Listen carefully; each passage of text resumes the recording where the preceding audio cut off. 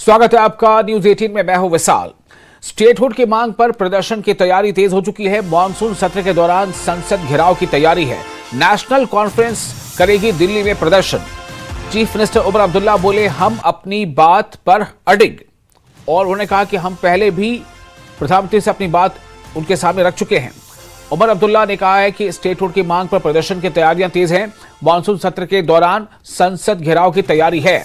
Monsoon सत्र के दौरान संसद घेराव की तैयारी कर रही है नेशनल कॉन्फ्रेंस और ये प्रदर्शन दिल्ली में होगा। सीएम उमर अब्दुल्ला बोले हैं कि हम अपनी बात पर अडिग हैं। सीएम अब्दुल्ला ने कहा कि हम अपनी बात पर अडिग हैं और नेशनल कॉन्फ्रेंस जम्मू कश्मीर को राज्य का दर्जा वापस दिलाने के लिए, जो उसका हक है उसे हासिल करने के लिए, उसे वापस हासिल करने के लिए प्रदर्शन करेगी और संसद का घेराव करेगी। जब मॉनसून सेशन चल रहा होगा तो दिल्ली में नेशनल कॉन्फ्रेंस संसद का घेराव करेगी।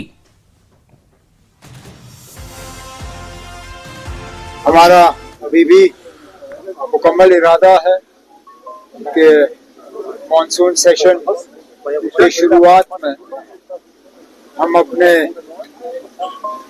जम्मू कश्मीर के स्टेटहुड की बहाली के लिए जो वादा सुप्रीम कोर्ट में, पार्लियामेंट में, कई सारे पब्लिक फंक्शनों में जम्मू कश्मीर के लोगों के साथ किया हुआ है, उस चीज की याद दिलाने के लिए हम दिल्ली जाके एक दिन जंतर मंतर में अपनी बात जो है वहां पे रखेंगे। वजीर आजम साहब से मुख्तलिफ मुद्दों पे बातचीत हुई। स्टेटहुड के हवाले से जो फाइनेंशियल पोजीशन जम्मू कश्मीर की है उस हवाले से और डेवलपमेंट के कामों में किस तरह तेजी लाई जा सकती है उस हवाले से बात हुई। उम्मीद करता हूं कि उस बातचीत का यहाँ जम्मू कश्मीर के लोगों को फायदा हो। राज्यसभा सांसद और बीजेपी नेता गुलाम अली खटाना ने इंडिया गठबंधन और जम्मू कश्मीर में एनसी सरकार पर तीखा हमला बोला।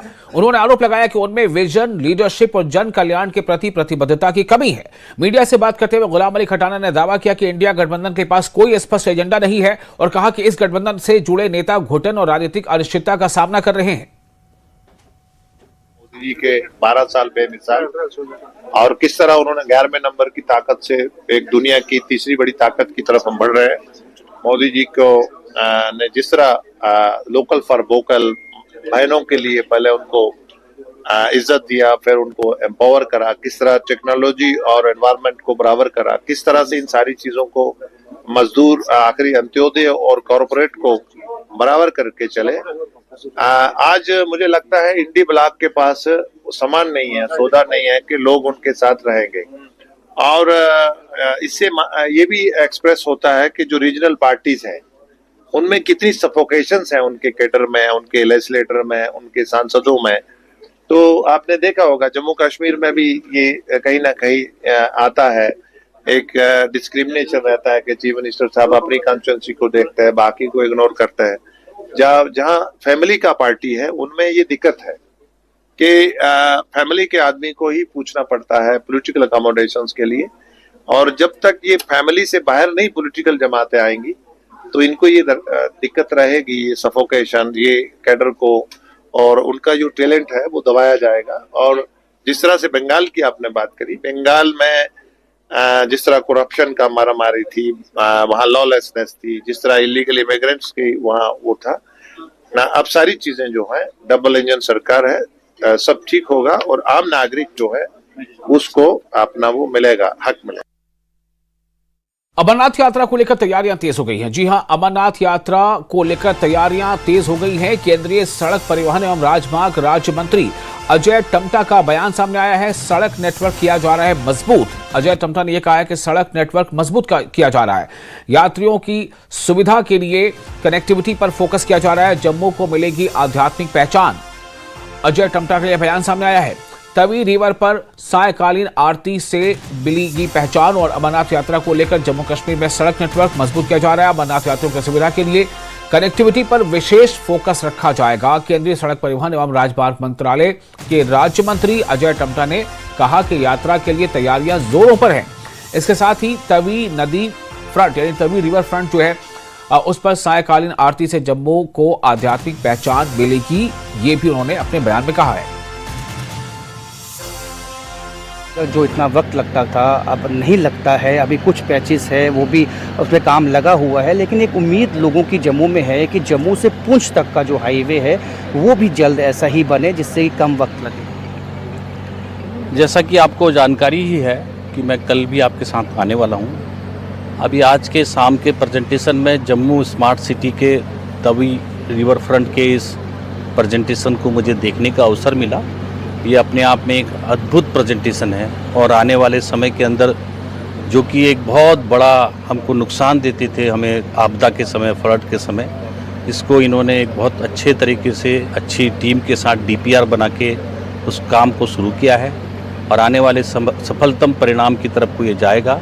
इससे जम्मू का एक अपना एक अद्भुत सौंदर्य का दृश्य यहाँ पर दिखेगा और जो समस्याएं उत्पन्न होती थी आपदा के समय में उसका भी समापन होगा और जो नालों के द्वारा इस नदी पे जो कचरा जाता था उसको भी एक ट्रीटमेंट प्लांट में ले जाके उसका भी एक अच्छा काम किया है। मैं बहुत बधाई देता हूँ यहाँ के सांसद जी को, यहाँ के राज्यसभा के सांसद जी को और इस मुहिम में लगे सभी अधिकारियों का बहुत धन्यवाद। अमरनाथ यात्रा भी शुरू होने वाली है और आपने रिवर फ्रंट की बात की, कितना बड़ा तोहफा उनके लिए। और इस तरह से ही पिलग्रिमेज जहाँ पे, क्योंकि यहाँ जम्मू कश्मीर में ज़्यादातर जो टूरिज़्म है वो पिलग्रिमेज टूरिज़्म है, वहाँ रोड कनेक्टिविटी जो है पहले से ज़्यादा बेहतर हो जाए और लोग जो हैं काफ़ी देश से इनफ्लो बढ़ा है वो ज़्यादा बढ़े, उसके लिए क्या प्रयास है? देखिए, मैं बहुत ही धन्यवाद देना चाहता हूं क्योंकि हमारी जो सोच है हमारे देश के प्रधानमंत्री जी ने जिस प्रकार से देश को 2014 से लेकर आज तक 12 वर्षों में देश दुनिया में भारत को सर्वोच्च स्थान दिलाने में अपना योगदान दिया है, उसी प्रकार से सरदार सरोवर के माध्यम से जैसे आपने देखा हमारी स्टैचू को देखने के लिए आज दुनिया भर के लोग जाते हैं, वो भव्य और दिव्य स्थान बना है।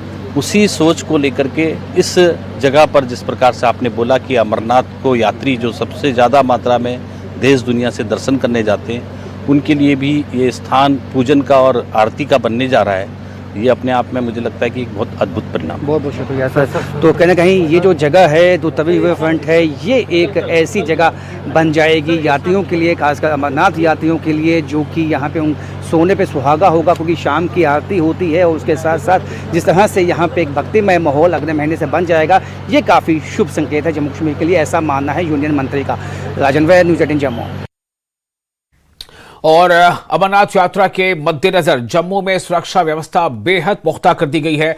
यात्रा के बेस कैंपों, प्रमुख राजमार्गों और संवेदनशील इलाकों में अतिरिक्त सुरक्षा बलों की तैनाती के साथ साथ 24 घंटे गश्त और सख्त नाकेबंदी की जा रही है। प्रशासन ने जम्मू श्रीनगर राष्ट्रीय राजमार्ग पर सुगम यातायात, CCTV निगरानी और त्वरित प्रतिक्रिया टीमों की यानी रिस्पांस टीमों की व्यवस्थाओं की व्यापक समीक्षा की है ताकि तीर्थयात्रियों की आवाजाही सुरक्षित और निर्बाध रूप से हो सके।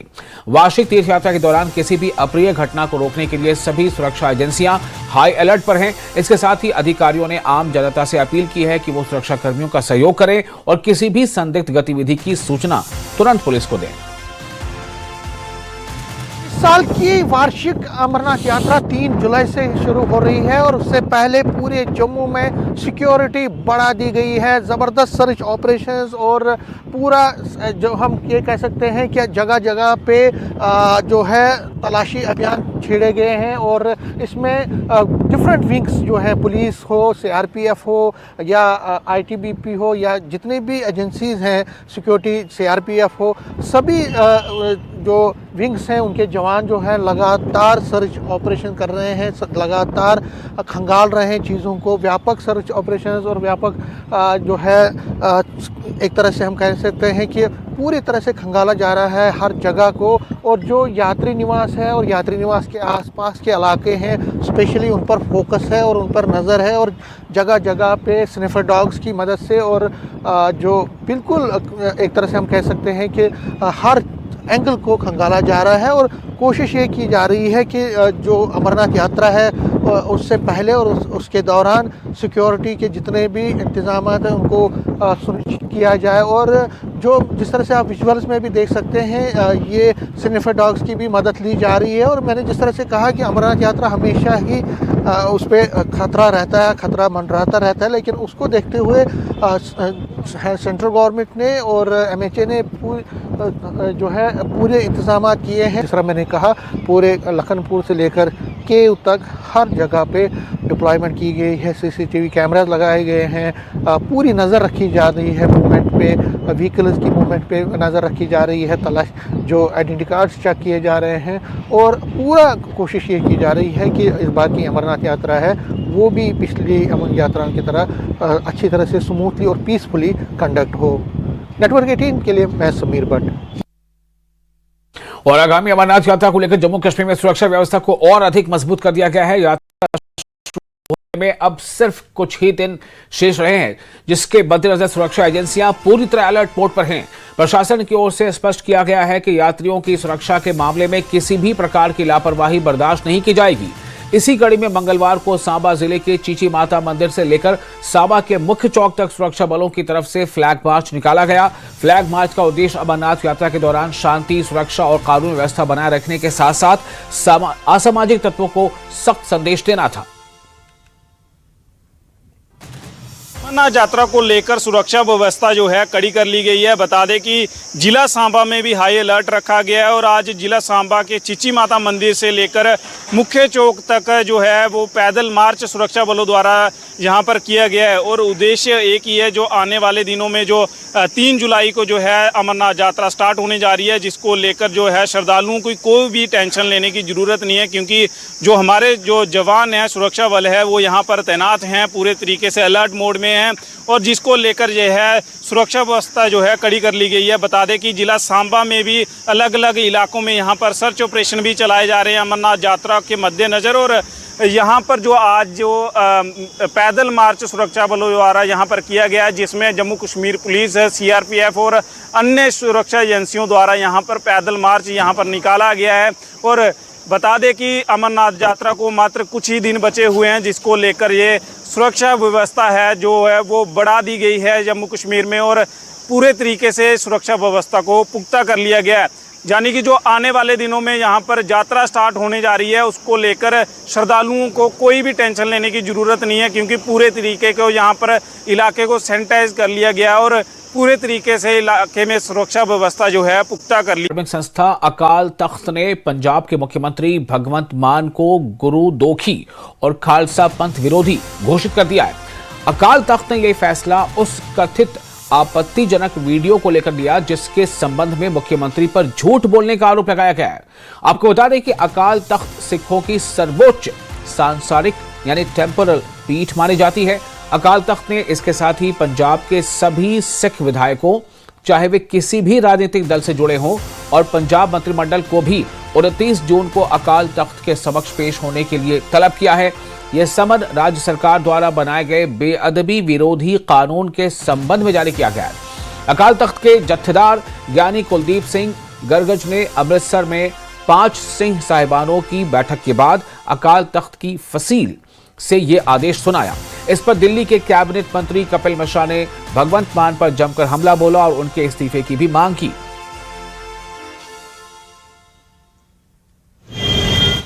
इससे जुड़ा हुआ जो वीडियो आ रहा है उसे देखने के बाद भी अगर अभी तक भगवंत मान जी को कुर्सी से नहीं हटाया गया है, तो इसका मतलब है कि अरविंद केजरीवाल जी इस घटना में जो अपराधी है उसका साथ दे रहे हैं और धर्म के भी खिलाफ हैं और मर्यादा के भी खिलाफ हैं। अभी तक तो इस्तीफा हो जाना चाहिए था। ऐसी क्या मजबूरी है कि जब अकाल तख्त साहिब ने भी कह दिया है, फैसला सुना दिया है और वीडियो पूरा देश देख चुका है, उसके बावजूद भी आप भगवंत मान जी को हटा नहीं पा रहे हैं। ऐसी कौन सी आपकी चाबी भगवंत मान जी के पास है, ऐसी कौन सी कमजोरी आपकी पकड़ी हुई है कि आप उन्हें हटा नहीं पा रहे हैं।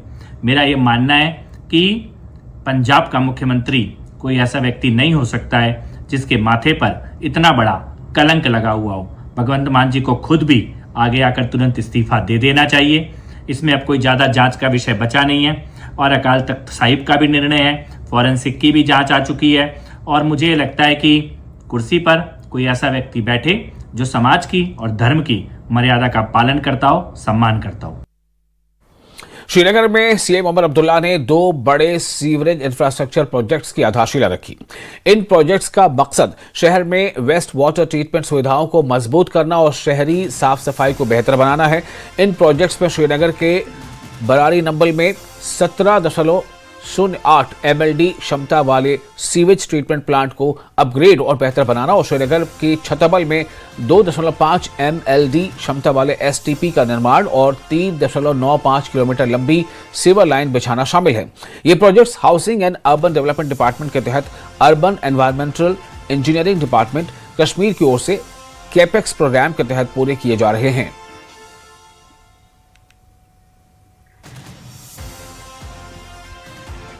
केंद्रीय राज्य मंत्री डॉक्टर जितेंद्र सिंह ने श्रीनगर के SKICC में 59वीं प्री रिटायरमेंट काउंसलिंग यानी PRC वर्कशॉप, 13वें बैंकर्स अवेयरनेस प्रोग्राम और पेंशन बांटने वाले बैंकों की प्रदर्शनी का उद्घाटन किया। यह कार्यक्रम भारत सरकार के कार्मिक, लोक शिकायत और पेंशन मंत्रालय के पेंशन और पेंशनभोगी कल्याण विभाग ने केंद्र सरकार के अलग अलग मंत्रालयों और विभागों के सहयोग से आयोजित किया था।